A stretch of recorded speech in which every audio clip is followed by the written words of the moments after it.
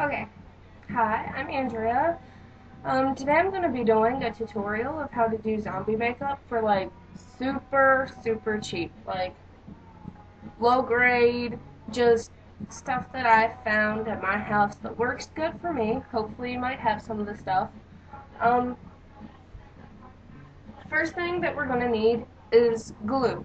You can use the regular liquid school glue, which probably works a little better, but I only have a glue stick and I didn't feel like going and just buying a bottle of glue for this, so this works decently.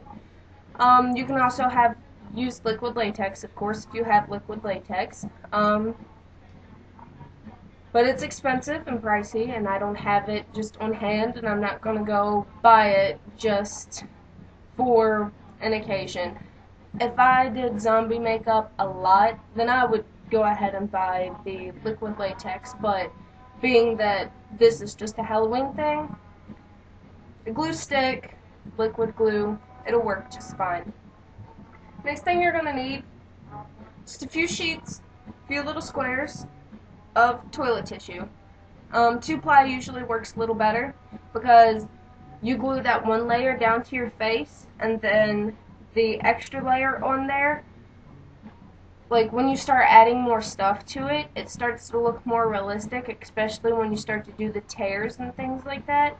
It just adds that extra oomph to it, and it's a little thicker, a little easier to work with than 1-ply. Um, I have fake blood that I'm going to be using. I made this. I made my own fake blood.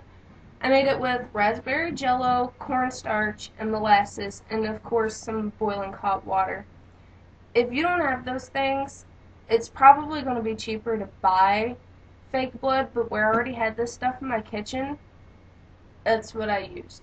Because we had some old jello, kind of expired, so I was like, I'll put it to good use, kind of a recycling thing, go environment. But, if you don't have molasses and jello and stuff like that, then I would advise to probably just go ahead and buy fake blood, because I'm not quite sure how expensive that stuff will be. You could look, and if it is cheaper, then go for it, but, well, about saving some money, I'm sure everybody is. Um, Next thing we're going to need is just some regular foundation that matches your skin tone. I'm a very pale person. You could use Halloween makeup, but where I'm so pale that I can use this and still look zombified. But it's better to use your own foundation and your own skin tone just because, like, it kind of makes it look fake when you have, like, a super pale face and your neck is tan, unless you're going to make your neck up too. Then that's just fine. But then your arms and stuff like that, if you really want to look zombified, it's best to go with your own skin tone just so you don't have the multi-tones going on and some of you looks lifelike and some of you looks dead. In my personal opinion, I like to use my own color foundation. I have the Neutrogena skin clearing stuff because I have some acne. Works great, by the way. If you have acne, I highly recommend this product. It works really well. It doesn't clog your pores, and it actually helps minimize the redness and stuff, actual zits. But, then I have, just a regular pressed powder. This is Stay Free Matte by Rimmel. It has shine control. It's awesome. It's mineral makeup. If you don't have mineral makeup, and by all means, use what you have. That's why this video is here. It's not for you to go out and buy shit. It's for you to use what you already have. I have a bunch of palettes of eyeshadow.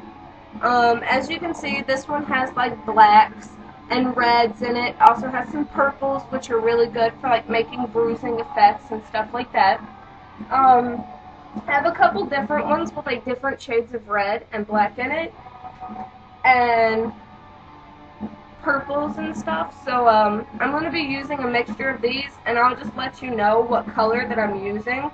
We're not going to go by like this is palette number 1. I'm just going to show you the palette and say I'm going to use this color, blah blah blah. So With my fake blood, I apply it with just like a normal eyeshadow brush. If you have like an extra one, you can use your finger, you can use a craft brush, whatever you want to use. I use this because it's kind of like a sponge, so I can like dab, but that's just me. So like, here we go. We're gonna get started, and I don't have a mirror, so like I might stand up in the video quite often just to look and adjust and stuff and let you see me. I can't really figure out how to do it elsewise because I don't have a mirror in my floor, but I can't really see that well on my webcam. So, first you're going to evaluate your face and see where you want your tears and your wrinkles to be. I see a lot of people cover their face in this toilet paper and the glue, and I'm like, oh my god, because it is a little bit of difficulty to get it off just because it's so sticky. When you go to try to take it off with your fingers, it wants to stick to your fingers and then stick to other parts of your face. So I would not recommend covering your face in toilet paper and glue. I just do a couple of spots to give that tear and things like that. So I'm going to go ahead and rip all three of my plies apart from each other, just so I have like individual squares to work with. And I'm going to take my glue stick and I'm going to look at a part of my face. I want some tearing around my mouth, so I'm going to work from the corner of my mouth out to like pretty much my jawline and just cover it pretty good. And just make sure this is non-toxic. Make sure the glue that you're using is non-toxic before you start applying it to your skin. And make sure it's not super glue, something that's washable and non-toxic. I mean, I'm putting a really good coat on, a really good layer of glue, just because this is a glue stick. If it was the school glue, then you would probably have to wait about 15 minutes for it to dry, but where this is a glue stick, it almost dries instantly. That's also why I like the glue stick. Take your toilet paper and kind of fold it, kind of give it like a little crease and a little wrinkle, and then just put it on your face, like this. Of course it's flapping over your mouth, but you want to push it and press it and get it situated and like really stable, and like kind of take your glue and like touch up some spots that you might want to touch up before you start tearing off any of the excesses.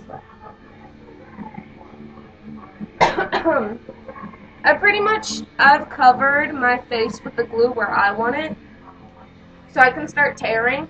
Do it very gradually and slowly. It does not matter if you're making toilet paper confetti, because like if you over tear it, well then you just messed up the area that you're working with. So you have to take it off, reapply everything.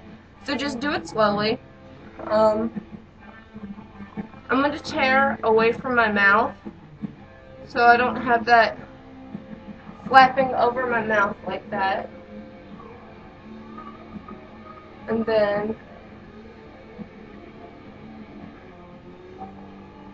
any part that's like, I don't know, I'm really weird. I don't like even edges. I think when you have like the jaggedy edges, it kind of adds like to the effect. So like even if I have like a straight edge, I kind of peel it just a little bit to give it kind of a chunkiness.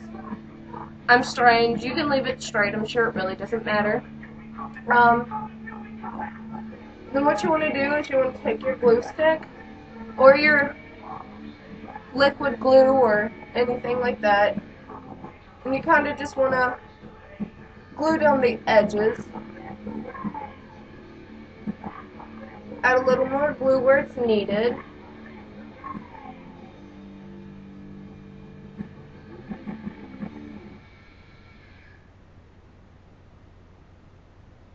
I mean, and if you want to take some and apply it with your finger, you can if you think the glue stick's kind of pulling a little too much.